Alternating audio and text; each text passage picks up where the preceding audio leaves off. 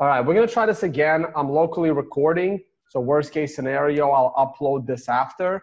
Sorry, Tyler, to interrupt you again, but let's try one more time. I know you're low on time, and I definitely want to get Venzen's take, but tell us really quickly about hyperwave, and then I do want to spend a little bit of time explaining to people why hyperwave is fully legitimate and it's not crazy. Well, the best thing to know, an awful lot of people are considering this hyperwave in Bitcoin to be the only hyperwave. And as you know, we've found 450 of them, and they all act exactly the same way. Now, this hyperwave in Bitcoin was able to call the beginning of the bull market when we broke through one down above 1,000, going into phase 2 and 3, kept us in all the way up to phase 4, got us out at the top of phase 4, somewhere between 17,500 and 18,000, depending on who was trading at the time, got us to realize that the phase 5 ended and we went to a phase 6 bounce up to 17,500. And for us, that was not a bull trap. It was the beginning of a phase 7 that has not yet taken us down the way other hyperwaves did, all the way down to phase 1, which was 1,000, but it did get us down to 3,100. It also got us to support a funky hyperwave at phase 3 and support a funky hyperwave at phase 2 until it broke. So there are phase 1, 2, 3, 4, 5, 6, 7, and the possibility of a funky hyperwave at 2 and 3. That's 9 out of 10 signals that we got using this hyperwave with Bitcoin that turned out to be exactly correct. So those that are trying to diminish what this thing stands for and how it can work, I think are being premature. And secondly, if you don't want to use hyperwave for Bitcoin, there's no reason not to use it on the other 480 and over 150 current ones in stock markets and currency markets around the world. So thank you for bringing that up, Tom. All right. So real quick, I mean, again, I don't want to speak for Tyler, but I'm just going to try and make it quick because I do want to get Venzen's take on the current rally and your take on the current rally. The number one use of hyperwave is to profit from an unreasonable rise in prices and to get out near the top. The distant second use of hyperwave is to get you in at the ultimate low of on the backside of the hyperwave through wave 7. And if you are very quick and very good, you can also profit from waves 5 and 6, but you basically only have a 2-week window. Did I sum that up correctly? You did, particularly on this chart. You often get a month or 2-month window on the phase 6 back up, but you get very little time on phase 5 drop. You need to be out when the phase 4 breaks. Playing it to the downside is very tricky on a 5, as you said, because it goes so quickly. But you often have a very big move in a phase 6 that never gets back up to the old phase 4 high, so gives you time, if you didn't get out the first time, to get out on that phase 6. And because of all that, you were able to get out of your Bitcoin trade the week of December 18th in 2017. That's exactly right. Right on that break. Now, I didn't know about hyperwave at the time. My metrics allowed me to call the bear market about 3 weeks later around this area here. This is where I called the bear market. Now, Tyler and I had very similar ultimate lows for the perfect buying opportunity. They were both sub $2,000. Now, Tyler got his by Hyperwave. I got mine through other metrics.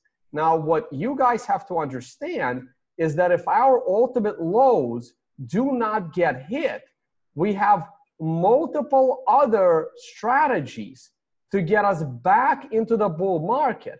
So while the trolls on Twitter might be waiting for 1,000 to buy back in, and the same people think that Tyler and I are waiting for 1,000 to buy back in reality, neither of which is true. We have other metrics to get back into the bull side of the market if our ultimate lows do not get hit.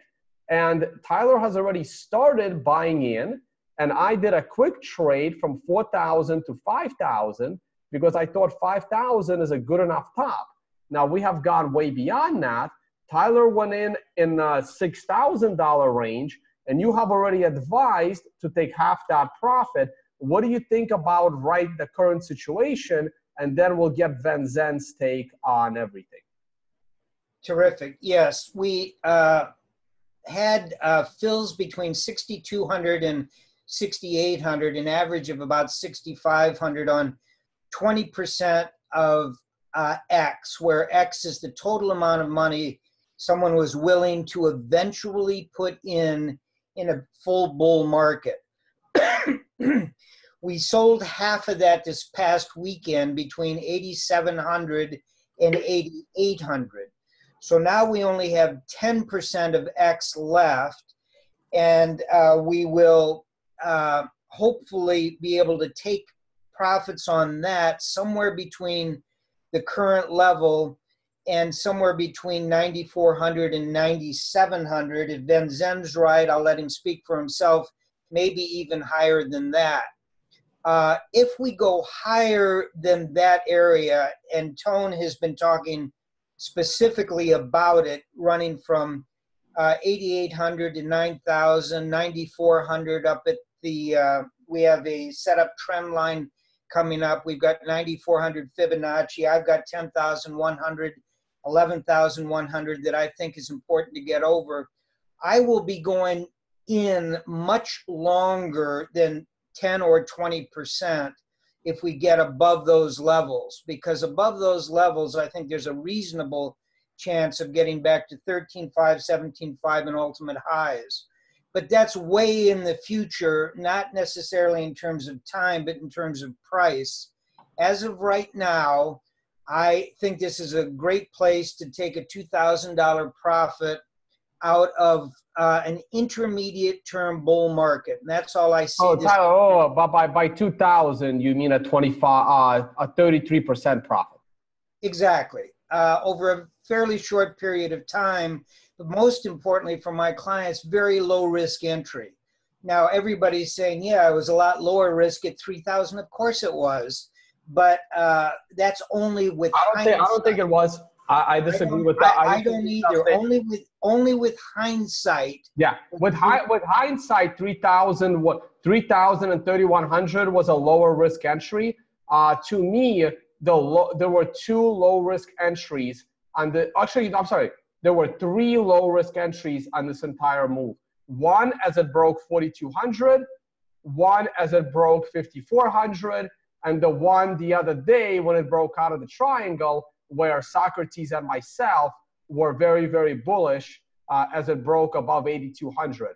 Those are the three low-risk entries. And to be honest, they were, if I had to put them in order, I would say the least risky was the break of 42, the second least risky was the break of 82, and the third least risky was 54.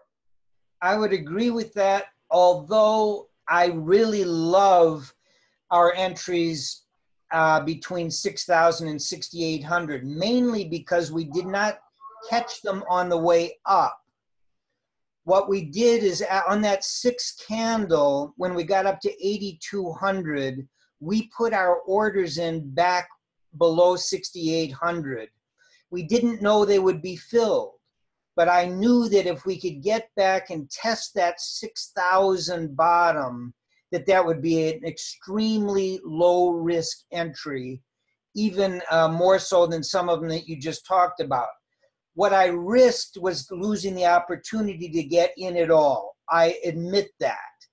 But it worked out well, and that's the way I like to trade. I was muted. I actually disagreed with your entries on this flash crash. I don't like getting in on a flash crash pullback. I either like getting in on an orderly pullback or on the way up, but it worked out great for you guys. Yeah, sometimes it's better to be lucky than smart. All right.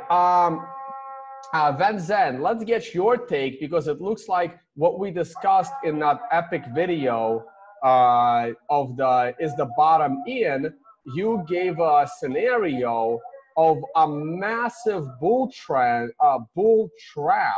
that could take us potentially as high or closer to the all-time high than the low before the bull trap sets. And if that is to be true, the bear market might actually extend into the next halving, not the current halving.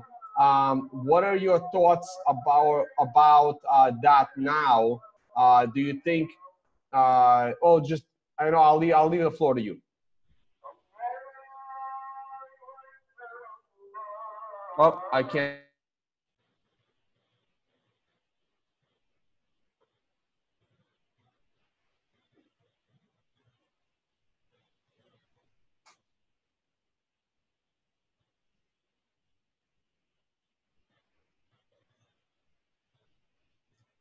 Can't hear you, Venzen.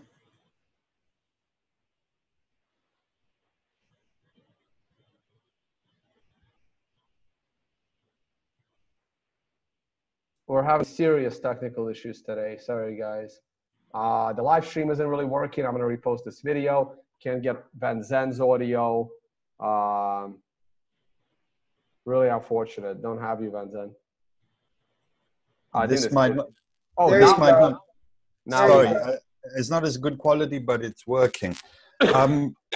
So, guys, let me just carry on where I was. I was saying, Tone, that we're in similar neighborhoods. I heard the mosque prayer going on in the background. I'm in South Thailand, and it's an predominantly Islamic area, so that's what I'm hearing all day as well. It's nice to be around here. Good food and a different scene from the rest of Thailand. Also dogs and very loud Thai people. So in terms of what you described, Tone, a bull trap, can you, yeah, it's actually right there. In terms of the price action that's unfolding, I mean, it is such a noodle of, it's like Jack and the Beanstalk, you know, it's just going up with no sensible retracement.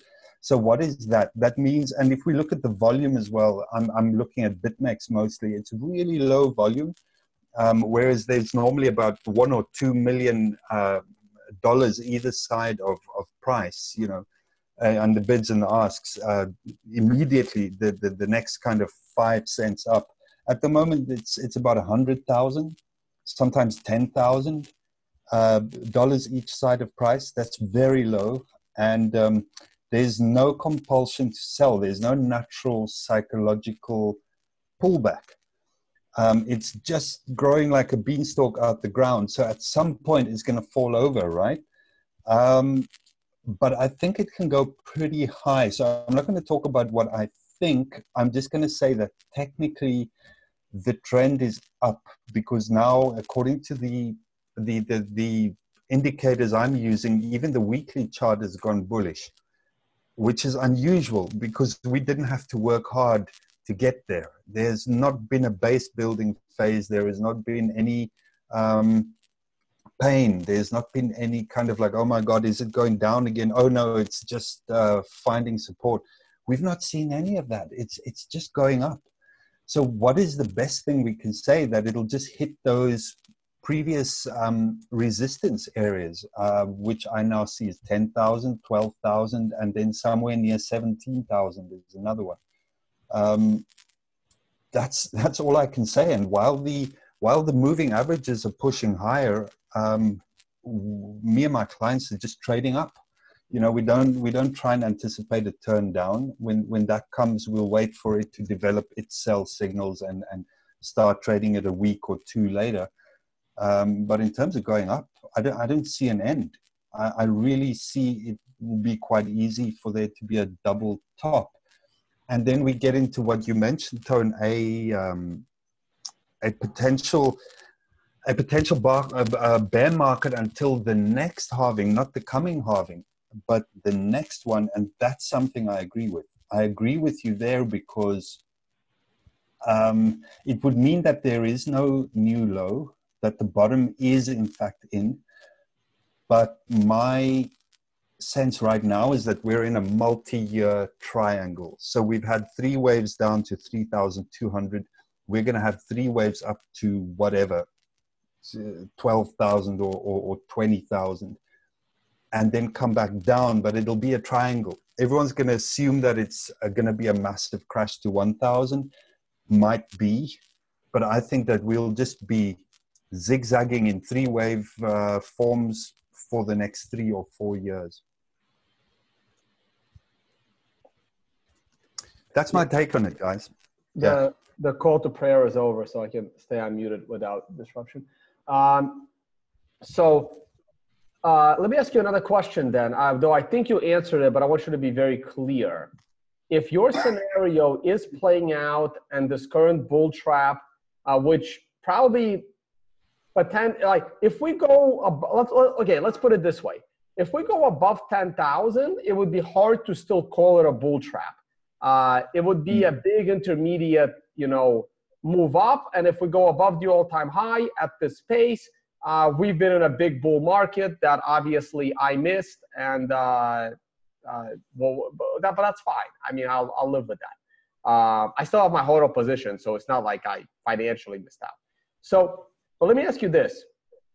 Even at this point, if your prolonged bear market scenario is true, do you think the bottom price is still in? Basically, my question is, if this goes up to as high as maybe 12 or 13,000, and we then go down and then go back up and then go down, and we do continue without breaking the all-time high until your Fibonacci line of May 2022, which is kind of halfway between the next 2 halvings. Do you think in this scenario, do you think it's possible that we can go lower than 3,000 after the halving of 2020? Technically it's possible, but it's unlikely. And what I'm basing that on, Tone, is sort of the Elliott wave triangle theory, which says that a triangle will tend to either be symmetrical, that you're aware of, or it will form a barrier at the top, a horizontal barrier at the top, or a horizontal barrier at the bottom. Those are the most frequent triangle formations, and therefore there shouldn't be another new low in the coming years, nor should there be another new high. After whatever happens now, there won't be a higher high than that. Okay, that's actually very good to hear, because I will say this.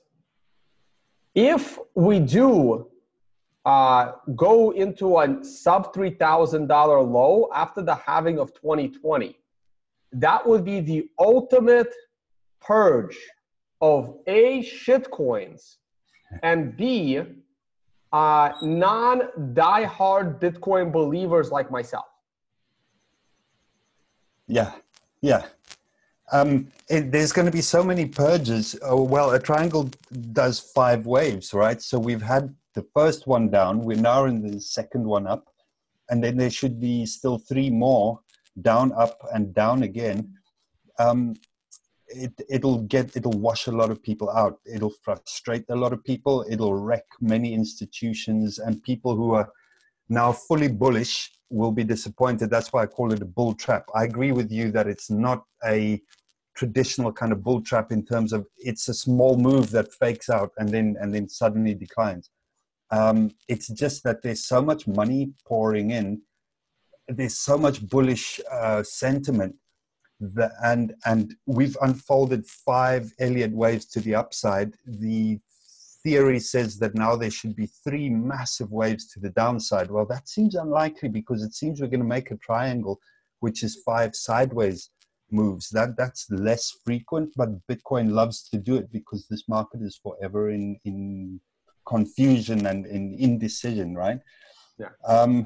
So it's great. It's just going to be a washout, and it gives us basically, let me just count it out: A, B, C, D, E. It gives us another 2 opportunities to short Bitcoin aggressively in the next three years or so, because that's where you make your money, right? By shorting this market, not by buying it long. It's so risky to buy long in Bitcoin because the corrections are devastating. You just want to hold your Bitcoin, but when there's a short opportunity, you got to hit it hard.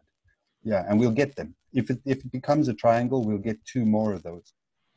Having said that, Tone, I was very interested in your trade that you posted. Could you talk about that? Wait, which one?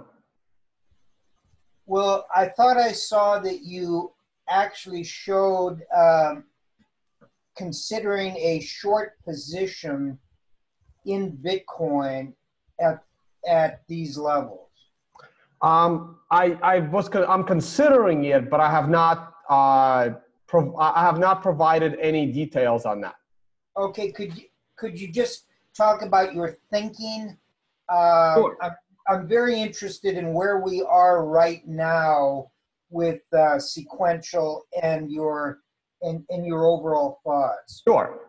Before I do that, I will just want to add, when I drew this green arrow and talked about a bull trap at 5.1K, everyone was making fun of me because the majority of the people here were bearish. Just a reminder for those of you that were there in this area. And now that it's gone past what I feel is reasonable, I mean, I don't really care if you guys are making fun of me. It's kind of doesn't matter. So the current candle is a reversal candle on a weekly scale, which for me is a little unfortunate because I wanted to see it at the next candle. So I'm not doing anything this week. Basically, for me, there is no way I will have a trade this week. No way, right? My only trade will take place if I short Bitcoin. And there is no way I'm looking to long Bitcoin at these extended levels. If I do take on a trade anytime in June, it's going to be to the short side. But the only way I will take on that trade is if it's a perfect trade. There's 2 ways there can be a perfect trade. One of them is, let's assume the current week ends on a candle that's exactly like the current candle. That means my short trade would be next week on a weekly scale, the moment we start trading below the low of that candle. Now, if the low of this candle is different than 85.48 by the time the week is done, nothing I say right now matters, okay? We're talking about this candle closing exactly the way you see it now. My stop loss would be just above the setup trend line, okay? That's on a weekly scale. That's my perfect trade weekly scale if the current candle ends the way it is. If the current candle breaks setup trend, or ideally ends as a bullish candle at around 88, 89 without breaking setup trend, everything changes, and I would be looking for a shooting star candle next week. That would set up an even more perfect trade, to be grammatically incorrect. So what's a more perfect trade? A more perfect trade is to get 5 more days of upside. So this arrow should really only be 9 candles long. So if this is 2, 3, 4, 5, 6, 7, 8, and 9. So June 2nd. So this arrow should be moved to June 2nd in the vicinity of $9,600, right there. that becomes another perfect trade. Now, what would I be looking for on June 2nd exactly? Because remember, June 2nd is already the following week. I would want this to slowly move up, and then in candles 8 and 9, move up really, really quick, and then give me a shooting star candle. So I would want this candle, if I can like somehow copy this candle, see this candle number 8? That's the kind of candle I would want. I would want that candle from around 9,200 on June 1st or June 2nd, spiking up towards 9.6 thousand and then spiking us down. That would be my perfect trade to short Bitcoin in the $9,500 area, trying to time the perfect top. That would be a daily 9 in combination with a weekly 9. So those are my two potential trades, but nothing is going to happen this week. That's only if that works out for next week. That's great stuff. That is exactly what I would be doing, getting out of our last 10% up in that region with those parameters. Now, it's possible we blow right through all of that, get up to 10,000, 11,000. We're still on a countdown that I think you are saying on the weekly basis has got a ways to go, and we still are only on a 3 on the monthly. Now, we're going to close that out, but it is very bullish. I'm amazed at how bullish it is. So, yeah, I'm going to have to run. Hey, Tyler, can I get you for like 30 seconds real quick? Of course. I got into another major shitstorm on Twitter because of the following reply. I don't really want you to comment, but a question was posed to me by someone that I actually liked in the space. And at around 3 o'clock in the morning, I answered the question as honestly as I could. Here's the question. Some guy I never heard of is 24 years old and just made $250,000 trading with leverage on BitMEX and Deribit in 1 month. What are my thoughts? And my thoughts are he's going to go broke. Well, hopefully he doesn't. My thoughts are the same as yours, though. Congratulations. You were struck by golden lightning, and that's a wonderful thing. I've had clients in the past that did win lotteries, and they came to me to say, okay, now I've got all this money. Can you teach me what to do with it? And almost none of them took the advice, and as most of them do, they ended up losing or spending all of it. It's interesting for Money Trigs to talk about this person. Right. And well, here's the thing. Okay, Tyler, I will defend this. So Money Trigs probably thought that I knew who this was. Here's what it sounds like to me. Some guy started trading a month ago, and in the first month of his trading, he was leveraged to the gills and made $250,000. My answer to that is every single person I have ever heard of that has done that ended up broke. Yeah. Actually, and half of them ended up in significant legal trouble and in prison because they took other people's money, they lost it, and ended up running Ponzi schemes. Yeah, I have seen hundreds and hundreds and hundreds of people over a 40-year period that get very, very lucky using some very simple techniques, and they work, and then they don't, and then they don't, and then they don't. And it's the worst thing that can happen to you is to reward yourself for what you think is something you know and get rewarded because unfortunately you haven't learned anything. Right. And my ultimate reply is the following. My advice is to either give your money to a professional or learn how to trade.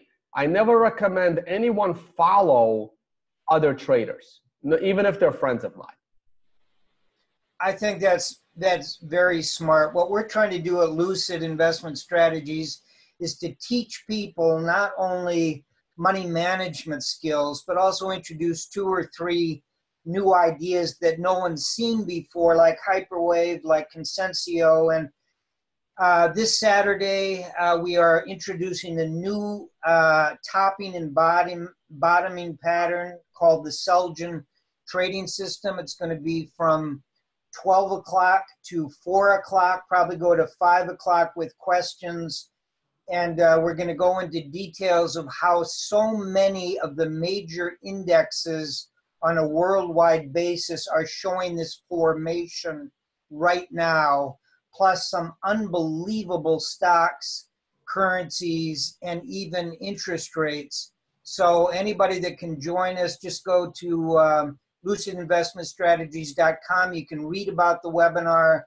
It's $150 or you can pay in Bitcoin. But in any case, that's what we're trying to do. We want people to understand how to trade markets, not to listen to me, not to listen to Tone, not to listen to Venzen. And that's why all of us teach what we do, and it's then up to individuals to either learn it or not learn it. And if you learn it, it's for the rest of your life. It's not just for trading Bitcoin today. It's for the rest of your life, knowing how to approach financial markets. So thank you guys very much. I'm out of here, and we got to do this again because this is getting very fascinating. Yeah, no, there's so much more we can talk about. But yeah, I'll let you go, Tyler. Venzen, how are you doing on time? I'm okay. I can go, Tony. Okay, let's take a look at a couple of other things then. But yeah, look, here's the thing, right? The best solution is to stop asking me questions because I must have blocked 300 people on Twitter this week. The comments for this YouTube video will be turned off. I think I'm going to turn off comments on my videos for a while. They've just gotten too toxic. And I mean, if you at me on Twitter, there is actually a greater than a 50% chance you'll get blocked. And I wish I could set up my Twitter so that nobody could reply to my tweets. My tweets are mostly for informational purposes. And I don't really have the time to engage. And when I engage and it starts to get annoying, everybody just gets blocked because I honestly just don't care. Yeah, you should do that. You know, I was watching that unfold. I was awake the whole time that tweet storm was going on. And, you know, I kind of thought, let me step in and say something funny. Yeah, or you don't want to do that. You don't, because you got some young punks, you know, blowing their horn. They don't know nothing. They just crawled out their Lily home a few years ago. What do they know? So that would be great, you know, just to use Twitter as an announcement platform with no comment. Yeah, I'm actually, I gotta find a way to do that. Actually, I've been thinking about some ways to do that because I just don't want to. I really don't want to engage on Twitter. So I'm not sure how I would do it. I was thinking of like setting my Twitter account to private, and then every time I tweet something out, there'd be like a public bot that has nothing to do with me that would like take a screenshot of my tweet and then make it public for those that aren't approved to follow me. And then people can reply whatever they like, and it's not actually to me. And then I don't get notified. The problem is I get notified of people replying, and it makes me want to reply. Yeah, when you say you get notified, you mean get notified on screen, or you get notified with emails? Oh God, no! My email, I would fill up my email would cost me like because there is no infinite free storage, unlike what the big blockers believe. If I allowed my notifications to go to my email, I would be paying $800 a month for my email service. Yeah. In data storage fees. Okay. Yeah. So what do you want to talk about? You want to talk about traditional markets? You want to talk about gold? You want to talk more Bitcoin? Or we can talk about what you're working on down there in Thailand. Let's look at the traditional markets, and then we talk about what I'm doing. We can come back to Bitcoin or what I'm doing, but it'll be interesting to look at. You want to run it from here? Oh, you want to share? You want to screen share? Or you want me to do it? No. If you've got it up, that's fine. You said traditional markets, right? Yeah, let's go to traditional markets first. Okay, so looks like the stock market should already be trading. the daily S&P, this doesn't look very healthy to me. So I still think there's a little more downside in the S&P, but I literally mean little. The weekly is on a 4 of 9, and I'm like praying that the weekly 9 stays above 2750, but does approach 2750 over the next month into June. The sell in May and go away worked beautifully in the very beginning of May, like May 1st. And hopefully that would all reverse around mid-June. So if that's 4, that's 5, that's 6, that's 7, that's 8, and that's the end of June. So I'm hoping that we keep pulling back, make a new daily low, break this setup trend line, but stay above this former setup. Basically, I don't want to see us go below this swing low. I want to establish a higher swing low. I want people to panic off of these $2,800 lows, bounce off of 2750, and then potentially go to new all-time highs. Yeah, I'm with you on that. The all-time highs is the key there. It's just, there's no way, there's no way, looking at the moving averages, especially at the large time frames, 1 month, 1 week, there's just no way that this market is going to end in tears, the way that so many people are hoping for. There's this kind of like doomsday thing growing again, like there was in 2009, 2010, where the world was going to end. This is building up again, and people want the dollar to crash and the stock markets to crash. It just cannot happen. There's so much support. There's so much upward momentum. Anyone can switch on a moving average and see that it's just soon going to blow to a new all-time high. I don't know if it's going to be next month or next week, but it's imminent. It's inevitable, and it's going to carry on for a long time. By a long time, I mean years. Hey, I really think the euro is going to go below parity with the dollar. Your thoughts on that long term? Yeah, I was still doing Forex trading before I knew about Bitcoin, and I was, on the left of the chart there, I was hitting it short for that drop below parity. And I still believe it now. It's just taking so long because it's such a painful. Yeah, I was very surprised euro didn't go below parity in 2017. Yeah. I mean, what's the explanation? It's just that there's so much investment, but the project is a failure, and it's just like a slow train crash, isn't it? The European Union project's a failure, and the money will show it first, when it finally does fail. Yeah. All right, let's talk about what you're up to over in Thailand. And can we look at gold? Can we look at gold before you do? Sure. I haven't looked at gold in a while. So and my view on gold is very simple. My view on gold has not changed in 3 years. I've been a broken record on gold in 3 years, and it's very, very simple. If we sustain a close above the 38% Fibonacci line, which is at 1,380, so let's round to 1,400. If we can sustain a close above 1,400, I believe gold will go to new all-time highs. Until we do, I am anticipating sub $1,000 lows. That's right. I think 900 is on the cards. I've always thought that since 2013, 2014. Yeah. Right. And just so you guys know, if gold breaks 1,400 and goes straight up the way Bitcoin has, I'll probably get in, right? I should, no matter what happens, the break of 1,400 gets me in. But I will say, if gold had broken 1,400 back in 2016, it would have been hard for me to get in because it would have just gone straight up the way Bitcoin is, and I would have been waiting for my pullback. Yeah. Looking at the long-term moving averages, 1 month, 1 week, my only conclusion is that gold is going nowhere. it's just going to stay here. It can dip lower, but you know, even a push higher is going to pull back into lows.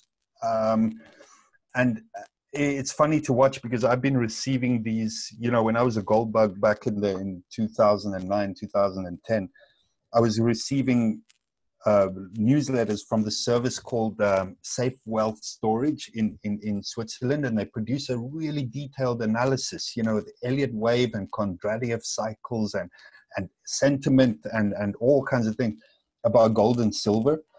And they release them once a month, and every month for like 3 years, they've been so urgent that now is the time to buy because gold is about to shoot through the roof. And it just never does. And the moving averages don't show anything like that. You know, so these guys, it's like the gold buggism just doesn't die. These guys will just carry on about that forever. Yeah, no, I agree. But hey, one more. So I do have a fundamental reason as to why I think gold is going to go under 1,000. And that fundamental reason is I expect the US dollar to go to new all-time highs. And in fact, there we go. Nice one. Good call. Significant all-time highs.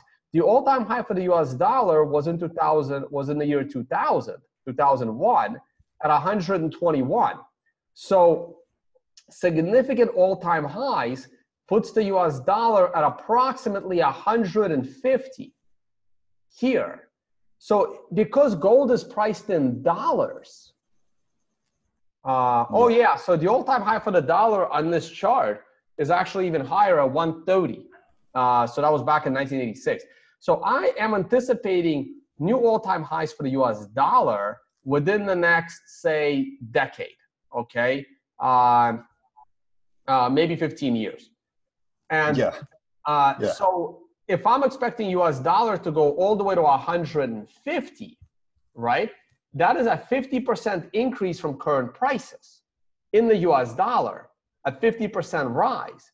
So a 50% rise in the US dollar, right, is a 25% fall in the price of gold because gold is priced in dollars if gold does not move. And remember, that's right. If the US dollar is rising because the US economy is doing very, very strong relative to the rest of the world, that means no one cares about gold. So there could actually be lower demand for gold if the US economy continues to rise. And I don't care what people say about India, it's still the richest people that probably spend the most gold. I mean, I'm sorry guys, but like rappers and other people spend more money on gold than the people in India because they have more money, right? Like the average person in India can't afford a lot of gold, okay? So you just have to keep that in mind. So a rise in the US dollar to 150 is a default 25% drop in the price of gold. And a 25% drop in the price of gold from the $1,300 level takes gold to about $850. Great. Okay, at least. Yeah. So so that's my fundamental reason for the drop in gold. And my technical reason is, as long as gold stays below the Fibonacci line, it's either neutral or bearish. Like there's no bullishness here. Now, if gold drops to 800, I'm loading up because I do think it can slingshot back to new all-time highs. Because it's long-term way undervalued. That's right. It's not that it's valueless. It's just that there is no direction. There's no catalyst for buying. Right. Yeah, everyone is trusting government, or even if people don't trust government, the majority they're willing to go along. You know, the emperor's new clothes kind of thing. I think your reason there is very good, Tone, because that fundamental reason you mentioned, the dollar blowing through the roof, which I also anticipate for various reasons. I think some of our reasons overlap in Martin Armstrong, for instance. That's going to be the same fundamental reason that then pushes the euro lower, deflates the yen again.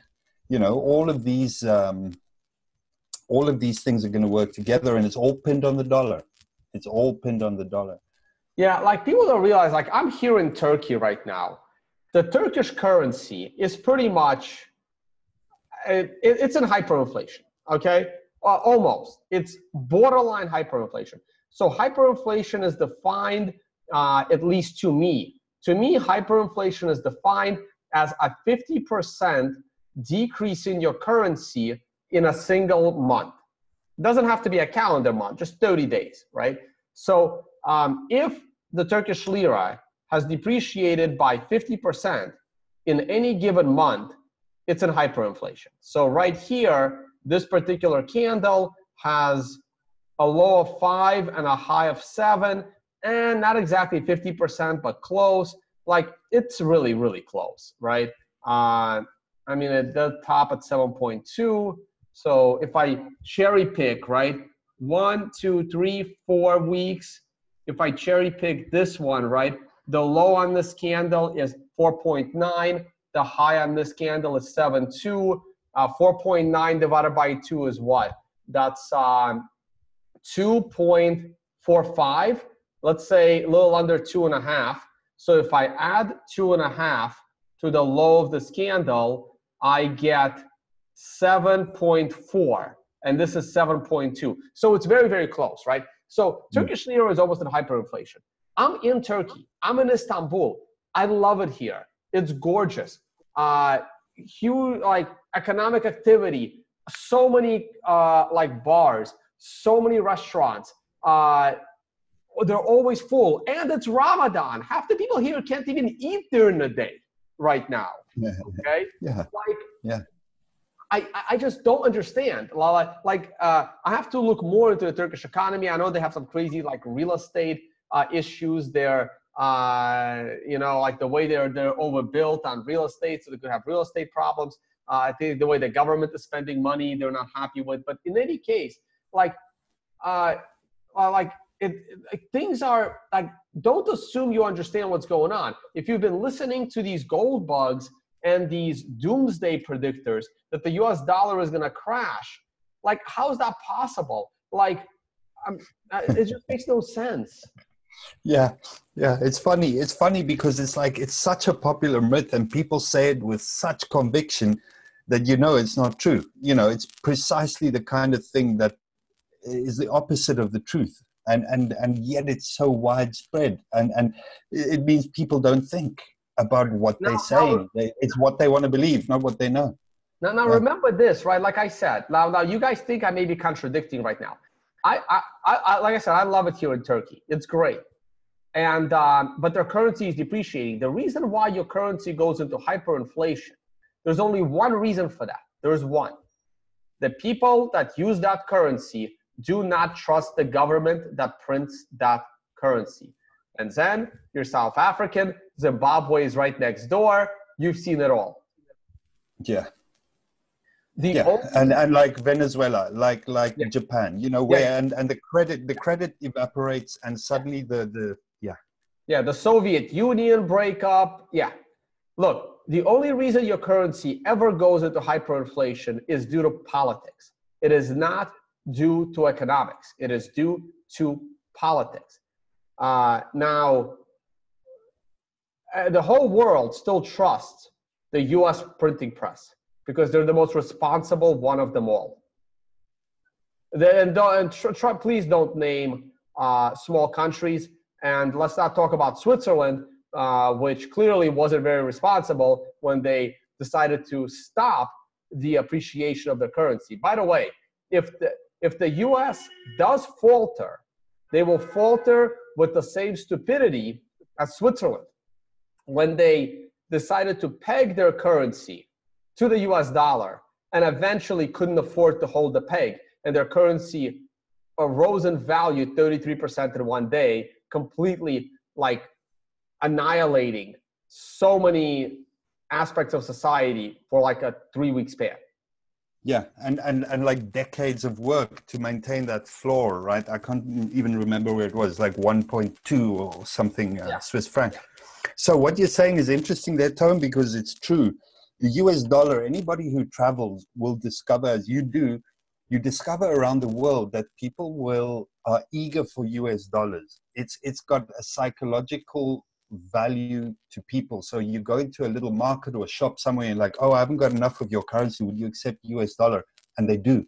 You know, I'm in Thailand and I go to a market somewhere and I suddenly want to pay for something, but there's no ATM around. I haven't got Thai baht, and I pull a Chinese yuan. China is like, everyone in Asia knows China, right? It's a formidable power. Everybody agrees. Even the little lady selling fruit at the market. Nobody wants the yuan. They're like, no, they don't want to. But you show them a US dollar, they're going to give you double the amount of fruit to get their hands on the dollar, not because they want to kiss it, but because it's got psychological value. And this is true all over the world. Even the countries that are opponents to the US, you know, if you look at a country like Cuba or some other countries, Somalia, they use US dollars in wide circulation. So it's so true. The US dollar has got psychological dominance in the world. It's not going to go away. It's only going to increase. And the US government is not going to mess it up like, say, Zimbabwe did or Venezuela did. No, I mean, eventually it will, but it's not coming anytime soon. Trust me. Like, they're going to mess it up in a day. They're going to mess it up over a period of years or decades. And, look, maybe it's coming one day, maybe it's not, but you can't plan for it. Like, you just can't. Like, you're supposed to have a backup plan, but that shouldn't be your daily trading strategy to plan for the, the drop in the US dollar, like annihilation of the dollar. That's how you go broke. Okay, so I'm sure people just want to know my short take on Bitcoin. To me right now, Bitcoin is neutral. I should have been in a long trade off of the triangle breakout. I guarantee you guys this long trade, I would have already exited it. I would have taken my profit. Even on this downswing in the last 4 hours, looks like we made a new low. We did. Just now. In the last right. sort of 3-4 so hours. There's no way in hell I'd be holding this long. I would take my profit by now, but I will also add this, that because I'm still anticipating a potential top in the $9,000 to $9,200 range, as a short-term trader using the 4-hour scale, I don't have a problem with taking one more stab at a long trade above these highs.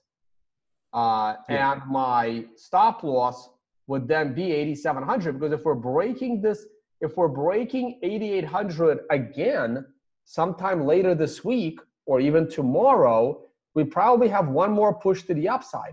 I don't know if we have another push to the upside. For all I know is the bull trap is set.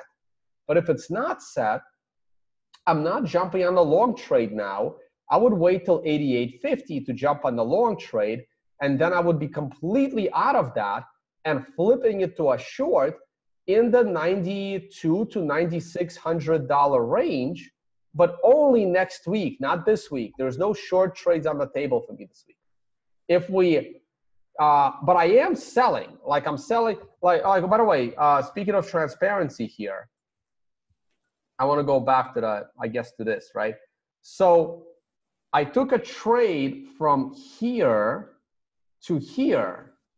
Then I sold a piece of my HODL position at 7K here. And I'm looking to sell another piece of my HODL position up here. Now, people say, how is it a HODL position if you're selling it? Well, because I don't make any money. And because I don't make any money, I got to sell Bitcoin to pay bills.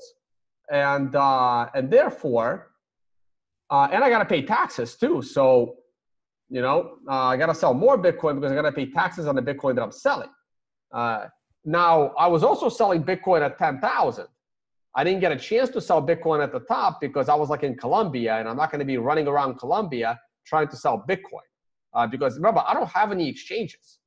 My only option is to buy GBTC if I want low leverage, or use unregulated stuff if I want leverage. Either way, it's challenging.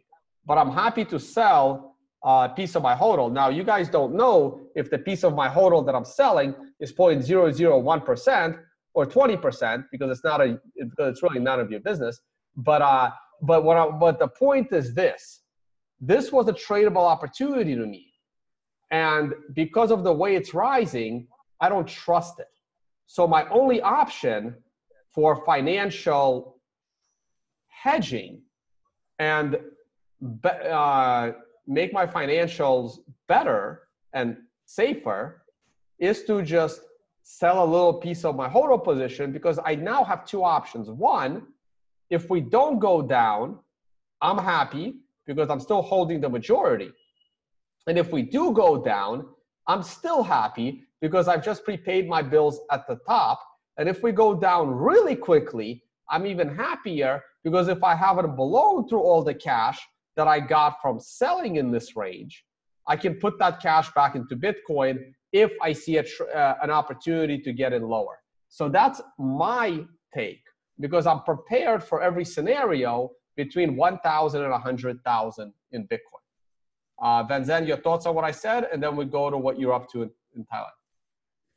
Yeah, I like what you're saying, Tom, because you're right. You got to be prepared for different scenarios. You got to think them through. What's going to be your reaction? I think that was that Paul Tudor Jones who said, "Don't worry about what the market's going to do. Worry about what you're going to do, whatever the market does." You know that you got to be prepared for different scenarios. So in that's what you're saying, and you've just explained it really well. Whichever way it plays out, you've done the middle road that cuts through all of it, and you've got additional opportunities lined up, right? Yeah. As for me right here, I'm expecting this to make a parabolic sort of blowout. So I don't think we're in the top yet, but it could pull down really deep before it makes that final wave. We'll see. We'll see. If it pulls down too low, then I've got to get out, and my clients get out. Sorry, I will also provide my most bullish scenario. Well, okay. The most bullish scenario is that, we get mass adoption tomorrow and then Bitcoin goes straight up, which I don't expect. My most realistic bullish scenario is the golden cross that could take place as early as mid-July. And the price pulls into the cross, which will probably take place in the vicinity of $6,200. And it will bounce off of that cross to the upside the way it got rejected by the cross in July. And that's very likely. That's what we expect to see, right? Yeah. No, I still think we're going to go. Expect to see. I still expect it to go way lower.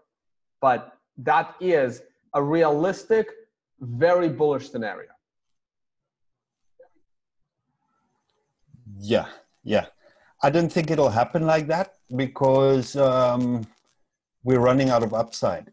Well if 20,000 is the maximum. Well, you're right. We are running out of upside, right? But let's say we top next week, and then we drop down to, let's say, 6.5, and then we go back up to 7.5, and then we drop. And then come back down into the crossover. Yeah, I see that.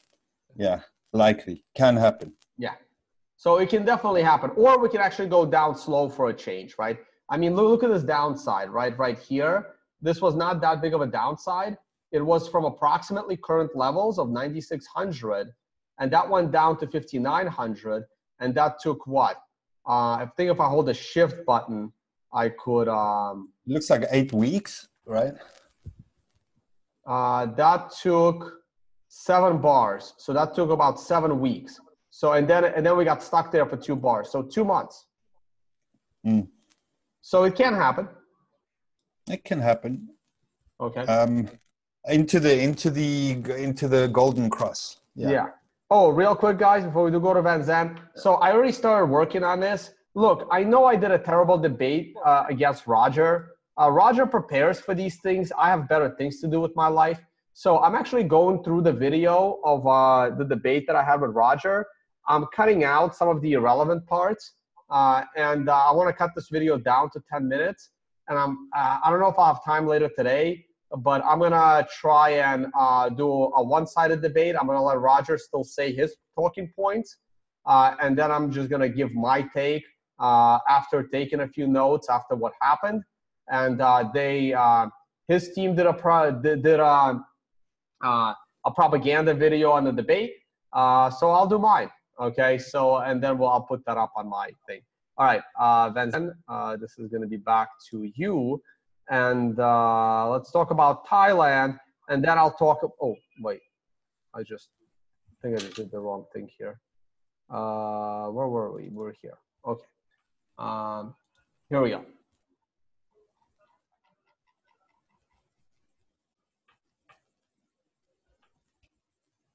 Right. So this is the new format that I'm working in, Tone, because for several years now, almost 4 or 5 years, I've been having people subscribe to a website, and I do updates on the website. After I had an interview with you last year, some people were saying, "Why don't you please just give us a video once a week?" So I started doing weekly sort of private streams on YouTube once a week.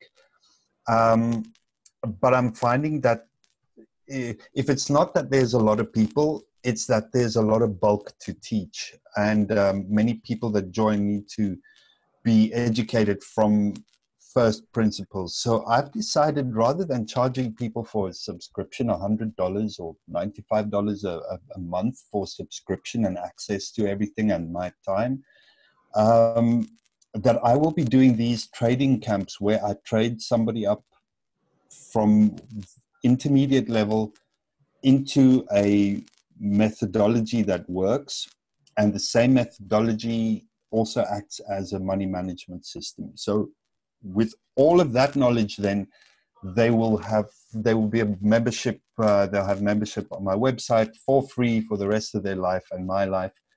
And I want to grow a small community of trained traders that I will then interact with for the rest of my life, and it's a closed group.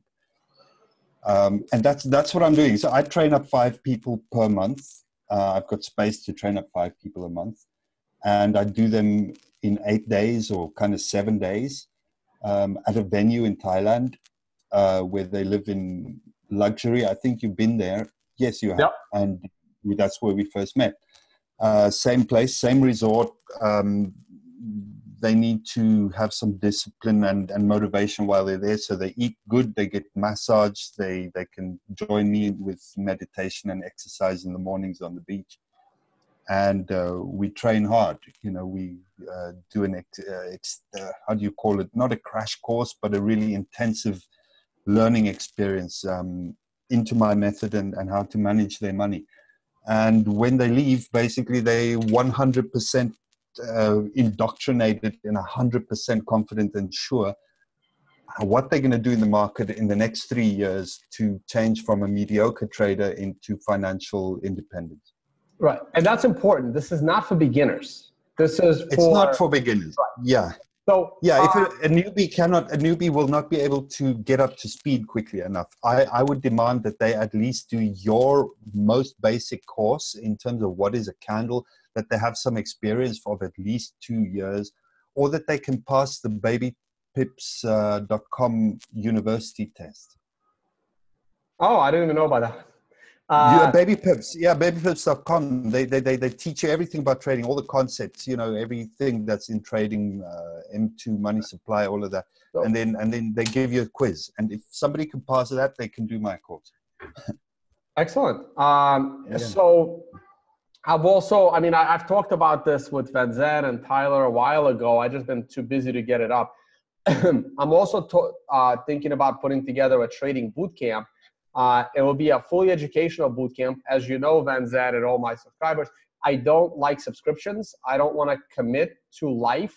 I'm already kind of pissed that I've committed to providing like this indicator support for life, which is already like annoying me a little bit. So there is a possibility that that whole system will change. But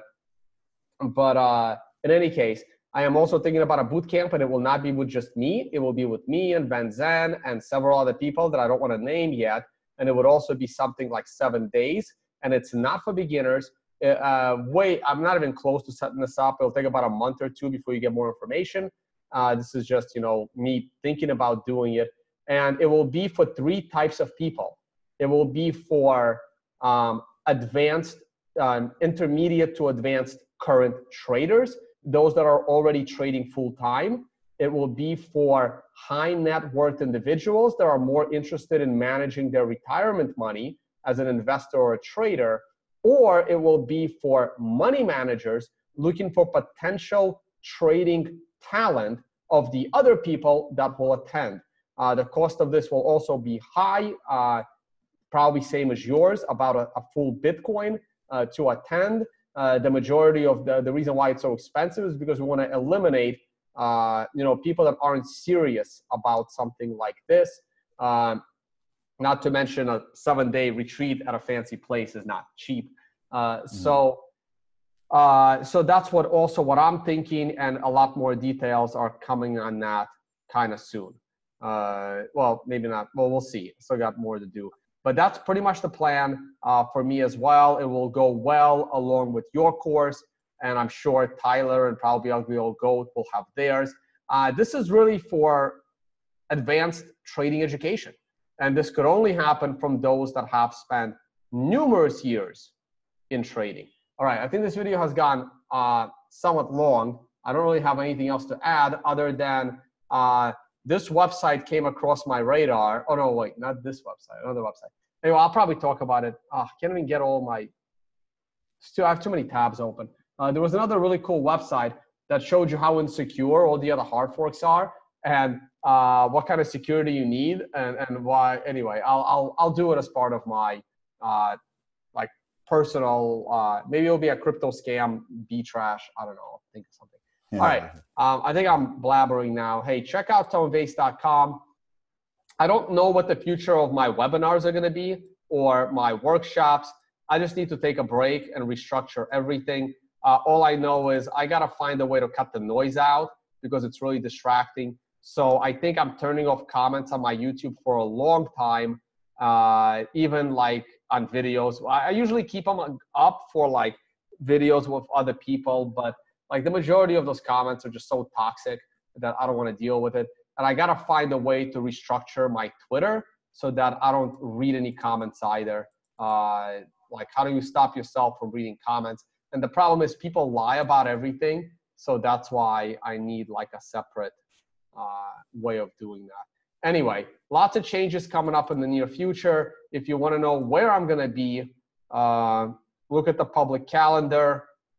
My travel schedule seems to be always changing and doesn't always load. But when this loads on your end, you can see where I'm traveling to next. Carnivory dinner and the next workshop are in Amsterdam, but my next stop is Bulgaria.